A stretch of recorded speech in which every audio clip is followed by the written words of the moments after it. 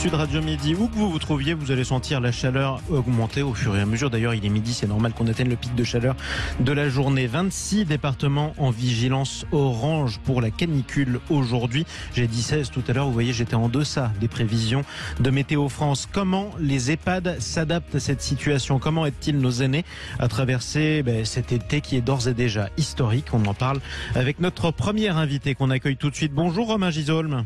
Bonjour. Vous êtes directeur de l'association des directeurs au service des personnes âgées. Concrètement, vous regroupez des directeurs de maisons de retraite. On va le dire comme ceci. Je le disais à l'instant, c'est pas le pic caniculaire, c'est pas le pire pic caniculaire de tout cet été. En revanche, c'est un été historique à ce stade.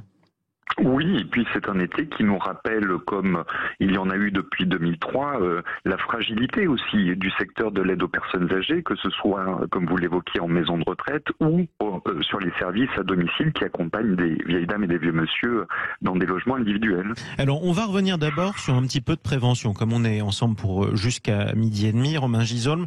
D'abord, à quoi faut-il faire attention lorsqu'on connaît une personne âgée? Qu'est-ce qu'il faut surveiller lorsqu'on va la voir? Alors, ça fait partie des éléments sur lesquels nous sommes collectivement améliorés. C'est précisément les systèmes d'information, de vigilance, de veille et les procédures qui ont pu être mises en place. Aujourd'hui, nous savons que des périodes de très forte chaleur peuvent amener au décès de personnes fragiles, que ce soit des très jeunes enfants ou des personnes âgées, ce que nous ne savions pas en 2003. Et donc, il y a un certain nombre de gestes que les Français ont appris, ont adoptés.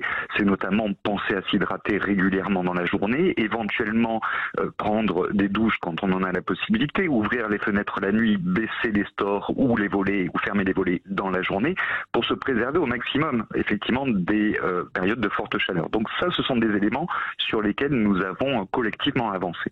À quel moment on se rend compte qu'une personne âgée, dans ce contexte de canicule, ne va pas bien, qu'elle commence à se déshydrater? Quels sont les premiers symptômes, par exemple, ce à quoi vous formez votre personnel à faire attention?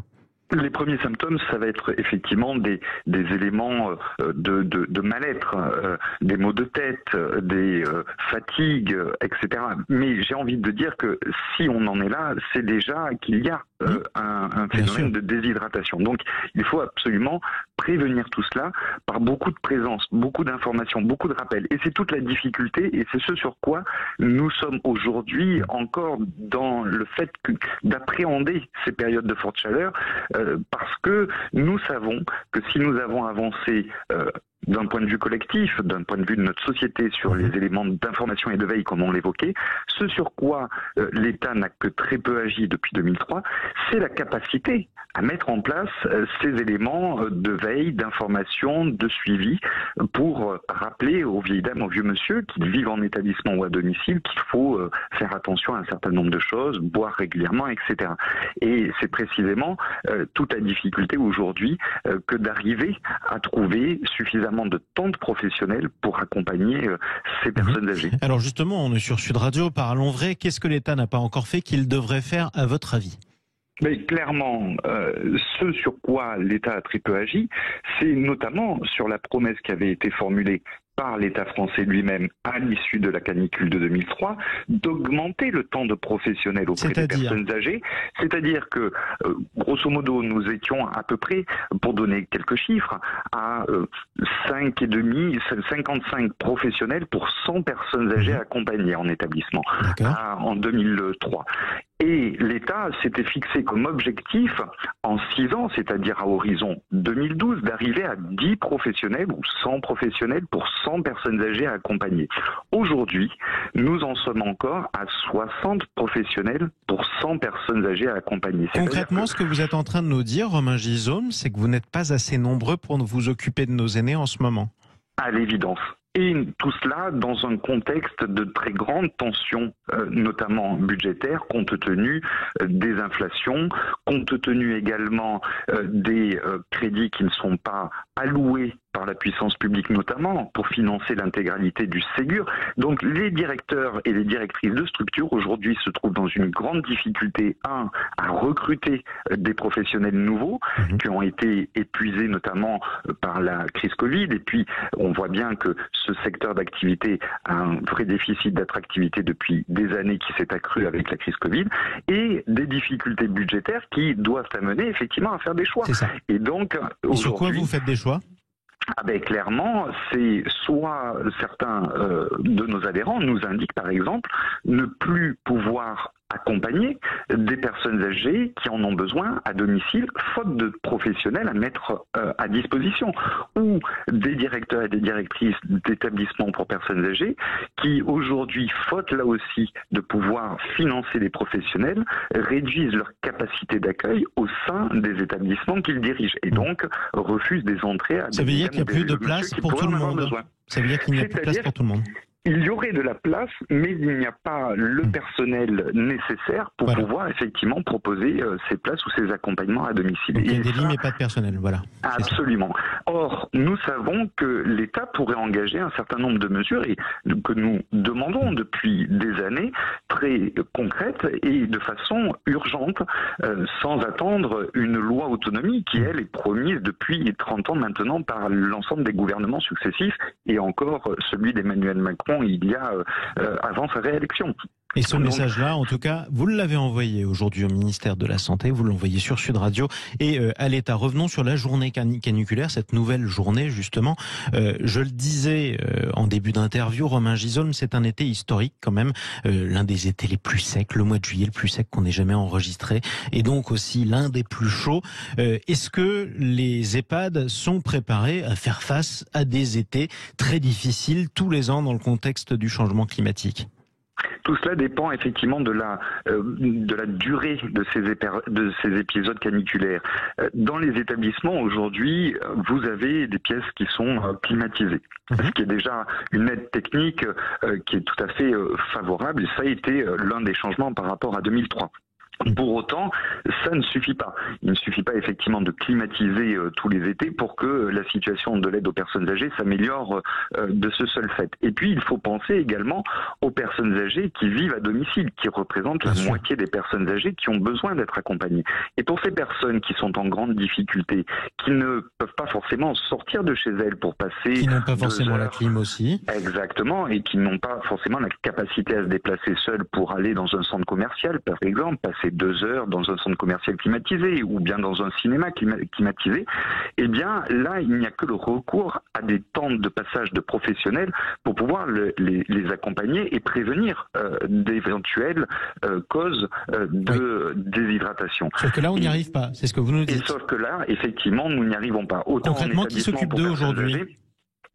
Concrètement, ce sont les services à domicile qui font cela, mais avec les financements qui sont alloués par les pouvoirs publics à ces services à domicile, ils ne peuvent mettre à disposition du personnel que pour, en moyenne, 1 heure sur la journée. Ça veut dire que ces gens passent 23 heures sur 24 seuls à domicile et c'est largement insuffisant. C'est ça qui est dangereux. Et évidemment, ces périodes de forte chaleur nous rappellent cette insuffisance et ce retard français. Qu'est-ce que change la durée des épisodes caniculaires ou la durée, disons, des périodes où il fait très chaud ? Vous disiez qu'on n'était pas forcément préparé à faire face à des vagues de chaleur qui se prolongent. Qu'est-ce que ça change ? Ce qui change, ça va être l'impact sur l'organisme. Quand vous passez 1, 2, 3 journées avec des fortes chaleurs et puis des fortes températures aussi la nuit, parce que c'est aussi ce qui caractérise les épisodes caniculaires. C'est le fait que la nuit, il fasse très chaud et que donc l'organisme ne puisse pas récupérer pendant les périodes nocturnes. Eh bien, si vous passez 2, 3 jours, ça peut être acceptable pour l'organisme. Par contre, c'est dès lors que vous commencez à rentrer dans des périodes qui durent plusieurs jours, qui s'étendent parfois sur quelques semaines, que là, vous pouvez avoir, d'un point de vue de l'organisme, des contre-coups après ces périodes de canicule et qui créent effectivement des fortes déshydratations qui peuvent amener à des hospitalisations. C'est à ça qu'il faut faire attention. Donc le message que vous pouvez passer à ceux qui ont des proches très âgés, qui vivent à domicile et pas forcément en EHPAD, c'est de les appeler assez régulièrement et d'y faire très attention en ce moment où qu'ils se retrouvent. Absolument, ces éléments de prévention, de rappel, d'accompagnement, rappeler effectivement un parent plusieurs fois dans la journée pour lui demander s'il a bien bu, s'il n'a pas trop chaud, quelle est la température dans son logement, parce qu'à défaut d'avoir une climatisation dans son logement, on peut surveiller avec un thermomètre effectivement le niveau de chaleur dans le logement, est-ce qu'il a bien fermé les volets ou baissé les rideaux Sachant dans la journée, on va pas se mentir, on a tous eu ou on a tous des personnes âgées dans notre famille. Si on commence à les appeler toutes les 2 heures pour vérifier qu'ils ont bien bu, à un moment, on va se faire envoyer balader. Vous avez bien raison. Sans ménagement. Et certainement ferions-nous la même chose si nous recevions des coups de fil toutes les 2 heures. Pour autant, peut-être que 2 fois dans la journée, en début de journée pour s'assurer que les rideaux sont bien fermés et en fin de journée pour inviter à se souvenir qu'il vaut mieux ouvrir la nuit pour essayer de rafraîchir son logement. Peut-être que 2 fois dans la journée peut être acceptable. Mais évidemment, tout cela doit être adapté à la situation de fragilité de chacune des personnes. Vous avez des personnes âgées qui n'ont aucune difficulté de mémoire, pour lesquelles il n'y a pas besoin de rappeler trop souvent. Et puis, vous avez d'autres personnes âgées qui sont plus fragiles, notamment qui peuvent avoir des troubles de la mémoire, et pour lesquelles des appels assez réguliers dans la journée peuvent être utiles. C'est en cela qu'on voit l'importance, au-delà des protocoles et des procédures qui sont mises en place, bien connues à la fois des professionnels et pour un certain nombre de points, comme on l'évoquait en début d'entretien, des Français dans leur ensemble. Ce qui est important, c'est aussi la capacité à mettre en œuvre. Et donc, cette présence humaine au quotidien, en établissement, à domicile, pour aider à effectivement mettre en œuvre ces protocoles et ces mesures de prévention. Allez, ce sera ma dernière question pour vous, Romain Gisholm. Ça n'a pas été forcément une année facile pour les pensionnaires ni pour les directeurs d'établissements, notamment et d'EHPAD. Qu'est-ce que vous dites à tous ceux qui ont des proches en EHPAD et qui s'inquiètent depuis les différentes affaires qui ont concerné 2 grands groupes d'EHPAD cette année ? D'abord que ces professionnels font preuve depuis des années d'un engagement au quotidien.